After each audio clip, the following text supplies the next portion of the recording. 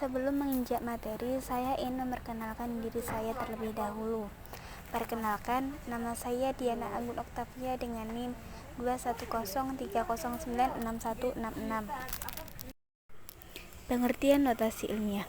Menurut KBBI, Kamus Besar Bahasa Indonesia, pengertian notasi ilmiah adalah sistem lambang dalam kurung tanda yang menggambarkan bilangan dalam kurung aljabar, nada dalam kurung musik, dan ujaran dalam kurung fonetik.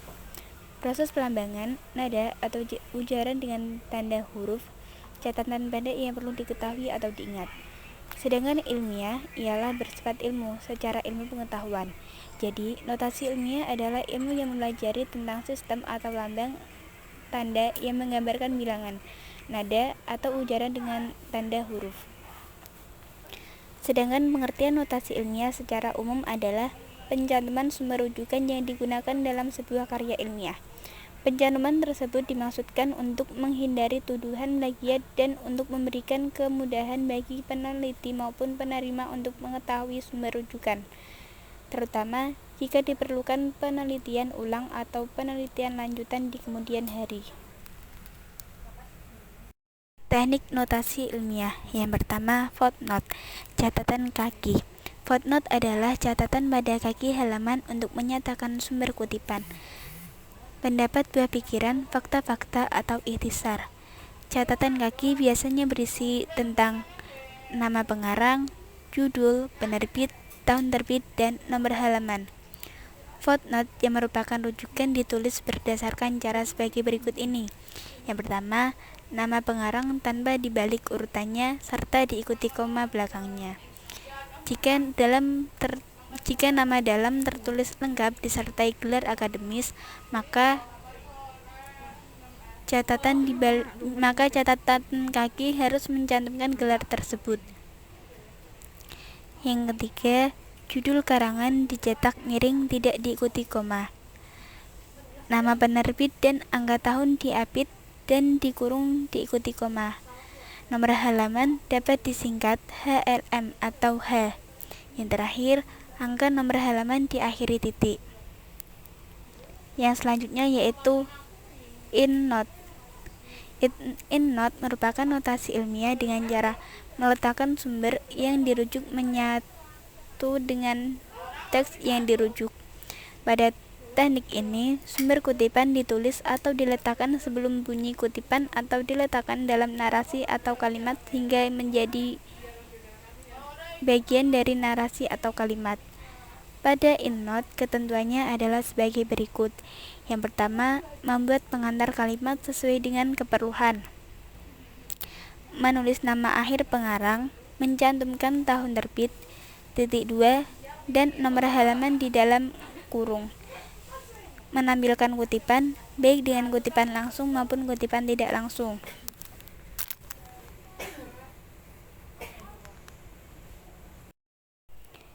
EndNote. EndNote adalah notasi ilmiah dengan cara memberikan keterangan sumber pernyataan yang dirujuk dan keterangan lainnya yang ditempatkan di akhir sebuah karangan ilmiah sebelum daftar pustaka. Dalam EndNote, penulisan dapat memberi keterangan-keterangan tambahan.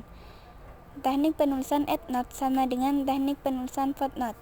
Yang membedakannya hanyalah letak. EndNote diletakkan di akhir suatu karangan ilmiah.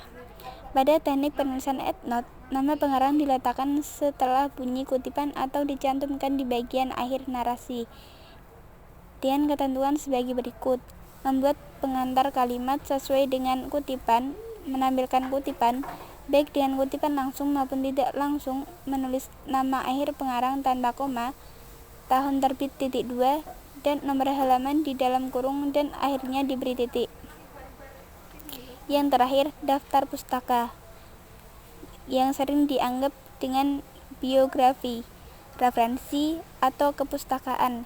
Yang dimaksud dengan biografi atau daftar pustaka adalah sebuah daftar yang berisi kumpulan-kumpulan sumber bacaan atau sumber referensi karangan ilmiah yang tengah digarap, yang terdiri dari judul buku, artikel, dan bahan-bahan penerbit lainnya.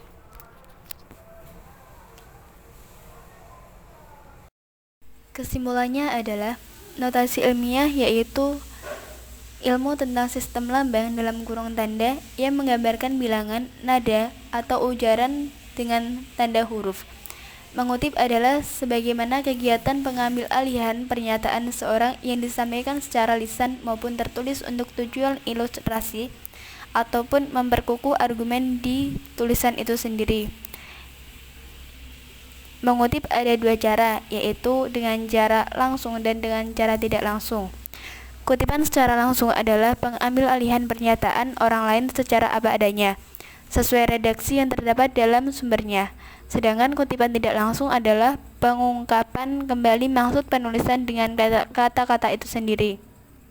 Dalam kurung, yang dikutip hanyalah pokok-pokok pikiran atau hanya ringkasan ataupun hanya kesimpulan sebuah tulisan.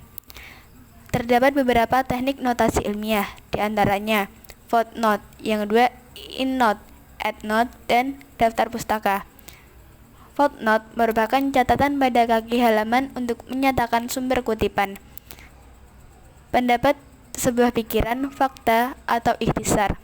Sedangkan endnote merupakan notasi ilmiah dengan cara meletakkan sumber yang dirujuk menyatu dengan teks yang dirujuk. Endnote adalah notasi ilmiah dengan cara memberikan keterangan sumber pernyataan yang dirujuk dan keterangan lainnya yang ditempatkan di akhir sebuah karangan ilmiah sebelum daftar pustaka. Dan pengertian daftar pustaka itu sendiri adalah daftar yang berisi tentang kumpulan-kumpulan sumber bacaan atau sumber referensi karangan ilmiah yang tengah digarap, yang terdiri atas judul buku, artikel, dan bahan penerbitan lainnya.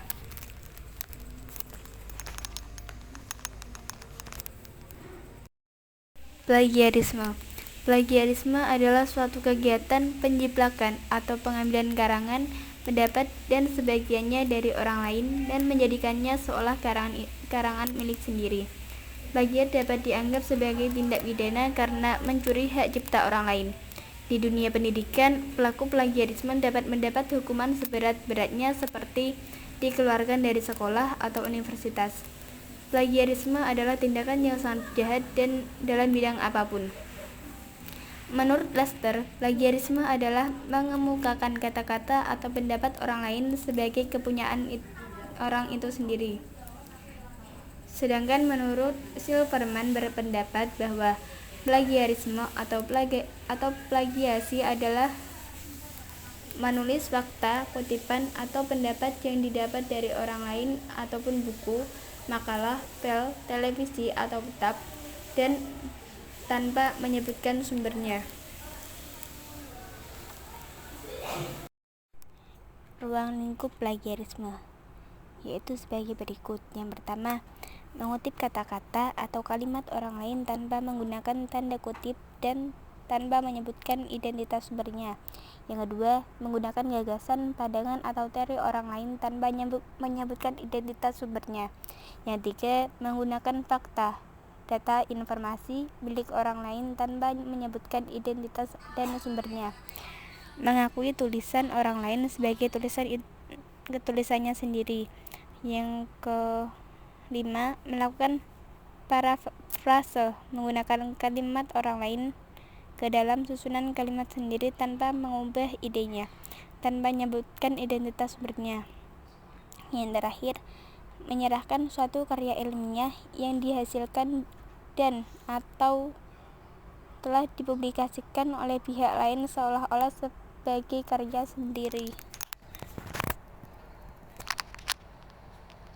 Jenis plagiarisme berdasarkan sejumlah pola atau modus operandi tersebut, paling sedikit ada 4 jenis plagiarisme. Yang pertama, plagiarisme total, yaitu tindakan plagiarisme yang dilakukan seorang penulis dengan cara menjiplak atau mencuri hasil karya orang lain seluruhnya dan mengeklaim sebagai karyanya sendiri. Yang kedua, plagiarisme parsial, yaitu tindakan plagiarisme yang dilakukan seorang penulis dengan cara menjiplak sebagian hasil karya orang lain untuk menjadi hasil karya sendiri. Yang ketiga, autoplagiarisme, yaitu plagiarisme yang dilakukan seorang penulis terhadap karyanya sendiri, baik sebagian maupun seluruhnya. Yang keempat, plagiarisme antar bahasa, yaitu plagiasi yang dilakukan seorang penulis dengan cara menerjemahkan suatu karya orang lain dengan bahasa asing ke dalam bahasa Indonesia.